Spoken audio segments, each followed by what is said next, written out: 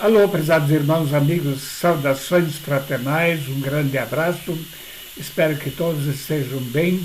Queremos continuar hoje com o tema que iniciamos algumas semanas, intitulado Desafios da Igreja nos Tempos Finais. Já abordamos esse tema com uma introdução mostrando que estamos vivendo nos tempos finais. Estamos vivendo na época da igreja, haverá um arrebatamento da igreja, haverá uma grande tribulação no governo do anticristo, uma segunda vinda de Cristo com a igreja para a destruição dos exércitos do anticristo, depois o milênio, o reino de Cristo por 1000 anos, então vem o juízo final, onde vai então ser concluído o julgamento e haverá novos céus, nova terra, e um lago de fogo. E o nosso interesse nesses estudos está especialmente no tempo final da igreja antes do arrebatamento, o tempo também chamado de princípio das dores. Cristo está preparando a sua igreja, a sua noiva, para o encontro nos ares. Ao mesmo tempo está sendo preparada uma grande meretriz para o anticristo, que vai se unir e usar-se dela para a sua promoção. Então, o nosso desafio número 4 é: sai dela, povo meu. E veio um dos 7 anjos que tinham as 7 taças e falou comigo, dizendo-me: vem mostrar-te a condenação da grande prostituta que está sentada sobre muitas águas, com a qual fornicaram os reis da terra, e os que habitam na terra se embebedaram com o vinho da sua fornicação. E levou-me em espírito ao deserto, e vi uma mulher sentada sobre uma besta de cor de escarlata, que estava cheia de nome de blasfêmia, e tinha 7 cabeças e 10 chifres.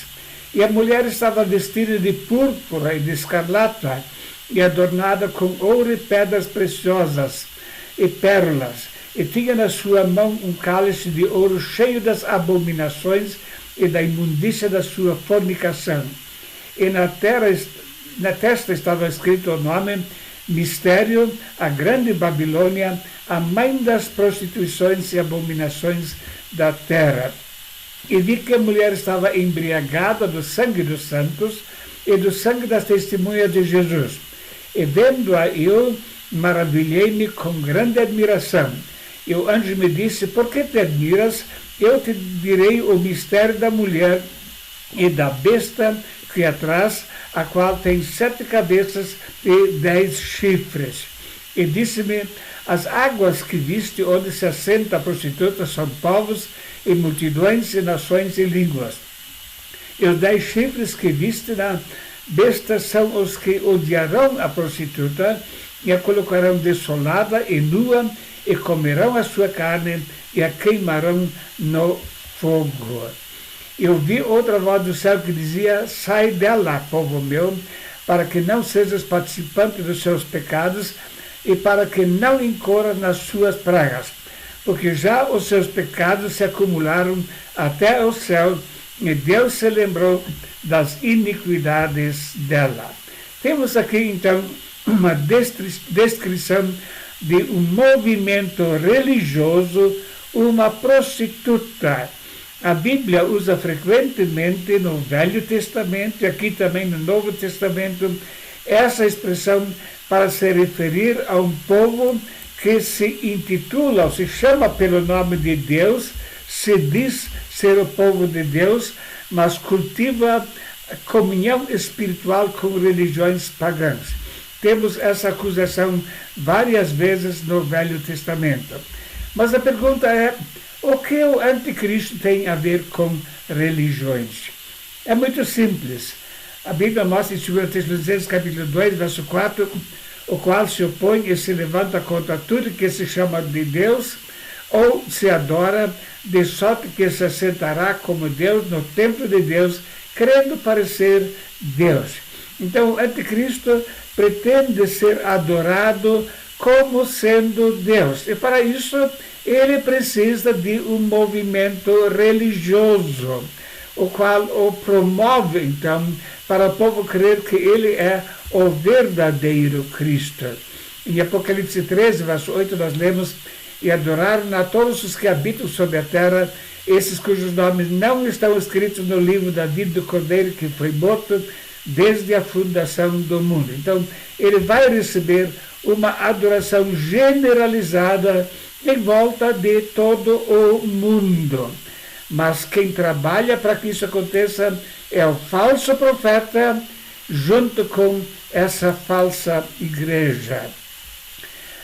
Vamos ler o texto de Ezequiel 16, 28 a 30. Também te prostituíste com os filhos da Síria, porquanto eras insaciável, e prostituindo-te com eles, nem ainda assim ficaste farta. Antes multiplicaste as tuas prostituições na terra de Canaã, até Caldeia, e nem ainda com isso te fartaste. Quão fraco é o teu coração, diz o Senhor Deus, fazendo tu todas essas coisas, obras de uma meretriz imperiosa. Então isso aqui é um dos muitos exemplos em que Deus acusa o povo dele no Velho Testamento aqui de prostituição. Eles se prostituíram com religiões que adoravam Baal, que estavam adorando Moloque e muitos outros deuses. Então Deus chama o seu povo de meretriz. E o texto fala que é uma grande meretriz, a mãe das abominações. Quer dizer, tem muitas igrejas menores também que também estão envolvidas com essa adoração falsa. Religiões que se dizem cristãs, cultuando como religiões pagãs. Este é um grande movimento na nossa época. O texto fala sobre muitas águas, portanto se refere a uma religião que se diz cristã, que está expandida por muitos países do mundo.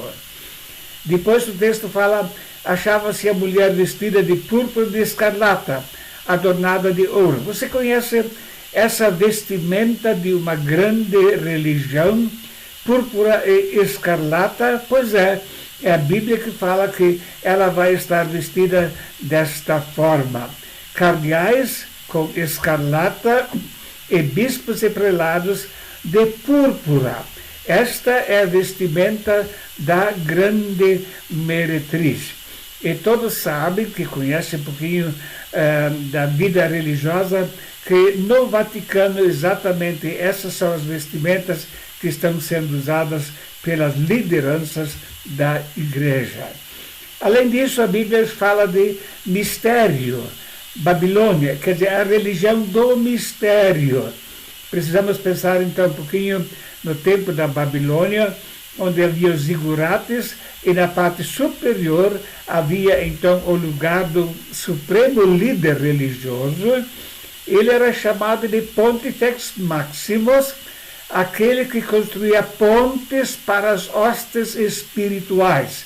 Em português, Sumo Pontífice.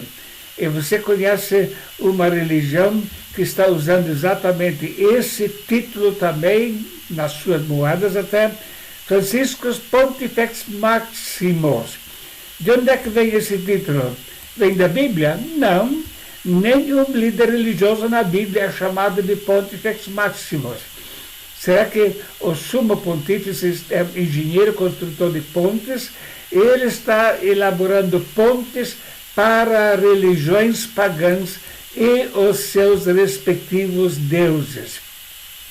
Olha para essa mitra usada pela religião que adorava Deus, Dagom, na religião do mistério. Você está vendo o formato da cabeça de peixe e conhece essa mitra que temos aqui do lado direito, da mesma forma.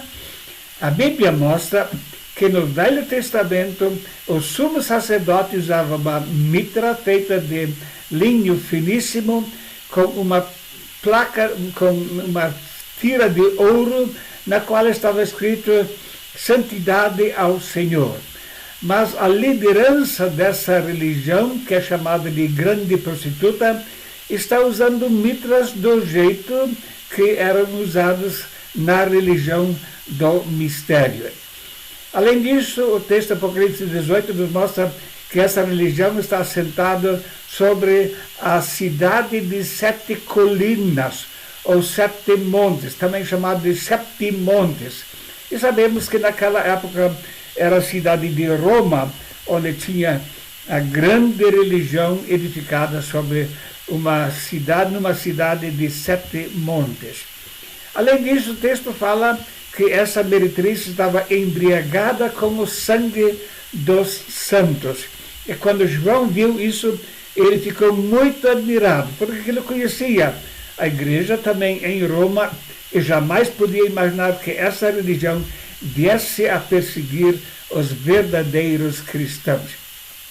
Calcula-se que na Inquisição, aqui no Brasil, cerca de 400 pessoas foram condenadas à morte. Porém, um pesquisador indicado como secretário-geral da Inquisição, Juan Antônio, ele tentou fazer uma profunda revisão da instituição por ordem do Inquisidor-Geral.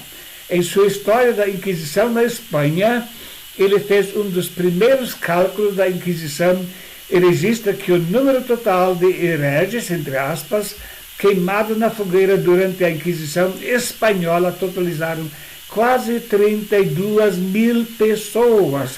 Quer dizer, essa religião lá de Roma matou só na Espanha quase 32 mil pessoas. Pensando na noite de São Bartolomeu, os católicos massacraram os huguenotes na França. Somente em Paris, 3.000 protestantes foram exterminados nessa noite. A violência estava espalhada por todo o país. O número de huguenotes mortos foi de dezenas de milhares. Poucos dias antes era calmo o ambiente na capital. Então, realmente, essa mulher estava embriagada com o sangue dos santos. Os verdadeiros cristãos foram massacrados por eles na grande chamada Inquisição.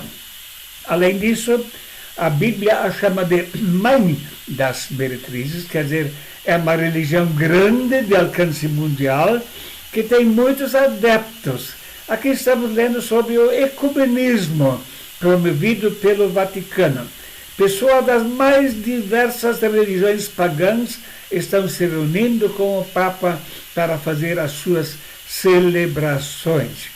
Outra foto também, líderes da igreja luterana, anglicana, reformada e assim por diante. Até um que se diz evangélico, o Abner Ferreira, presidente da Associação das Igrejas Assembleia de Deus Madureira, ele foi lá ver o Papa, ele disse, cumprimento sua santidade, Papa Francisco, meu irmão. Meu irmão, o meu, ele não é. Evidentemente, eu só posso chamar de irmão alguém que segue as doutrinas da palavra de Deus. Houve alguns protestos contra as declarações dele, porém, a Assembleia de Deus Madureira aceitaram essa posição do seu líder supremo aqui no Brasil. A todos participaram do evento ecumênico 40 líderes religiosos. Então, sempre de novo, a mãe das prostituições. Aí vem ocultismo, vem xamanismo, vem pessoas que adoram outros deuses, vem o islamismo, todos juntos na grande prostituição. E quem está no centro disso é o Vaticano. Com a sua vestimenta de púrpura e escarlata, estão promovendo essa onda de ecumenismo para preparar o movimento que vai dar apoio ao anticristo. Simão Peres propõe ONU das religiões. O ex-presidente israelense apresentou a ideia ao Papa Francisco em visita ao Vaticano. Uma nova organização ajudaria a reduzir os conflitos em nome da religião? Evidentemente não. Então ele propõe religiões unidas. Isso, evidentemente, é a grande meretriz. E essas religiões usam práticas muito semelhantes ou comuns. Por exemplo, bênção do copo de água, um padre. Depois a bênção do copo de água, um pastor pentecostal. Depois técnica do copo de água no espiritismo, seguindo as mesmas práticas. Ou no espiritismo, foi sal grosso para impedir que o inimigo vai entrar, para ele se afastar. Depois sal grosso lá nas religiões do Vaticano. Depois sal grosso na Universal, aqui no Brasil, até o corredor com sal grosso para resolver todos os teus problemas. Tudo experiências mágicas de cunho ocultista sendo divulgado. Ou a Gruta dos Milagres nas mais diversas religiões. E nós já vimos que os milagres são um dos primeiros meios para levar o povo a adorar ao anticristo. Ensinos enganadores. Papa Francisco afirma que inferno não existe, diz jornal italiano. Então, se o inferno não existe, por que a pessoa vai se preparar? Ele está tornando a pessoa insensível diante da eternidade. Teoria da evolução e Big Bang são reais e não contradizem a fé cristã, diz Papa Francisco. Realmente contradizem completamente o relato bíblico. Ele está trabalhando na apostasia. O Papa Francisco disse que nesse domingo a pequena comunidade católica do Marrocos, país predominantemente muçulmano, que sua missão não é converter seus vizinhos, mas viver em fraternidade com outras religiões. Ali está meio triste. Claro que nosso evangelho é para chamar a pessoa ao arrependimento. Arrependei-vos e convertei-vos para que sejam cancelados os vossos pecados. Em Berlim até está sendo preparado um templo para as 3 grandes religiões monoteístas, islamismo, judaísmo e também cristianismo, todas se reunindo no mesmo lugar. Mas o que a Bíblia diz? Eu vi outra voz do céu que dizia: sai dela, povo meu, para que não sejas participante dos seus pecados e para que não incorra nas suas pragas. Apocalipse 18, verso 4. O verdadeiro cristão não pode participar deste movimento ecumênico. Deus fala: sai dela, povo meu, para que não sejas também castigado com as pragas escritas no livro de Apocalipse. Eles têm muitos símbolos completamente contraditórios, yang e assim por diante, mas tudo debaixo da condenação de Deus. O apóstolo Paulo escreve: porque estou zeloso de vós com zelo de Deus, porque vos tenho preparado para vos apresentar como a virgem pura a um marido, a saber, a Cristo. Mas temo que assim como a serpente enganou Eva com a sua astúcia, assim também sejam de alguma sorte corrompidos os vossos sentidos e se apartem da simplicidade que há em Cristo. Então, a Igreja de Cristo deve ser preparada para ser apresentada como uma virgem e não como uma meretriz. Eu não estou aqui propagando ódio contra outras religiões. Cada um tem a sua liberdade para decidir. Porém, o povo de Deus não pode participar dessa fornicação religiosa. Precisa se manter firme na doutrina da palavra de Deus, a Bíblia Sagrada. Então, nós, aqueles que são salvos, estamos sendo preparados para o encontro com Cristo e devemos, então, cuidar para não sermos seduzidos. Existem 2 fases principais da sedução. A primeira é por sinais e milagres. A Bíblia destaca isso sempre de novo. Mateus 24, 24. Porque surgirão falsos cristos e falsos profetas, fazendo grandes sinais e milagres para, se possível, enganar os próprios eleitos. Apocalipse capítulo 13. A segunda besta, o falso profeta, ele vai fazer grandes sinais para seduzir os que habitam sobre a terra e até vai fazer fogo descer do céu. Mas a pessoa que não se deixa seduzir, ela vai então enfrentar uma outra situação. Não dando crédito para esses falsos milagres, a Bíblia mostra que a outra forma de sedução é pela perseguição. para que ninguém possa comprar ou vender, senão aquele que tiver o sinal, ou o nome da besta, ou o número do seu nome. Então, a Igreja de Cristo poderá, assim, ainda passar por fome, por tribulação, por perseguição e assim por diante. E aquilo que nós estamos vendo acontecer nessa pandemia, onde houve exigência do passaporte sanitário, muita gente ficou sem emprego porque não queria abrir mão da sua liberdade para decidir. E lá no Canadá, os motoristas até perderam a sua conta bancária, e mesmo famílias que ajudavam aqueles motoristas também foram punidos severamente. Isso é apenas uma pequena amostra do que está por vir para frente ainda. Então, se muita gente já passou fome por causa do passaporte sanitário, imagina então quando vai se exigir que a pessoa vai receber o sinal da besta. Porém, a Bíblia nos ensina: quem nos separará do amor de Cristo?